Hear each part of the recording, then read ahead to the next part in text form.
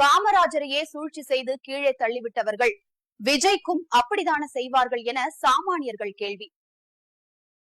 திமுக ஆரம்பிச்ச காலகட்டத்திலேயே அந்த கட்சி அரசியல் எதிரியா பார்த்தது காமராஜர் அவர்களை தான். ஒரு நேர்மையான அரசியல்வாதியை நேருக்கு நேர் சந்திக்க திராணி இல்லாத திமுக முதல்ல அந்த நேர்மையான அரசியல்வாதியோட குடும்ப பெண்களையோ குடும்பத்தையோ அவமதிச்சு பேசுவாங்க. அப்படிதான் காமராஜரை கருவாட்டுக்காரி மகன்னு கருணாநிதி விமர்சனம் செஞ்சாரு. அதுக்கு காமராஜர் துவண்டு போகல. இதுக்கு அடுத்த கட்டமா அவர் மேல பொய்யான ஊழல் குற்றச்சாட்டுகளை முன்வைச்சது திமுக. காமராஜர் சுவிஸ் வங்கியில பணத்தை பதுக்கி வச்சிருக்காருன்னு பொய் பழி சொன்னது திமுக. இது மட்டும் இல்ல, அடையாறுல காமராஜருக்கு சொந்தமா பங்களா ஒண்ணு இருக்குன்னு பொய் பிரச்சாரம் பண்ணாரு கருணாநிதி. ஆனா ஜெயிச்சதுக்கு அப்புறம் அப்படி ஒரு பங்களாவே இல்லன்னு சொன்னாரு. திமுகவோட உச்சகட்ட தாக்குதல் உருவக்கேலி செஞ்சு தனி மனித தாக்குதல் நடத்துறது. தமிழக முதல்வரா காமராஜர் பொறுப்பேற்றதை ஜீரணிக்க முடியாத கருணாநிதி தான் சொந்தமா வச்சிருந்த முரசொலி பத்திரிகை மூலமா தன்னோட வன்மத்தை தீர்த்து கட்டினாரு. அவர் வரைஞ்சி வெளியிட்ட ஓவியங்களை நீங்களே பாருங்க.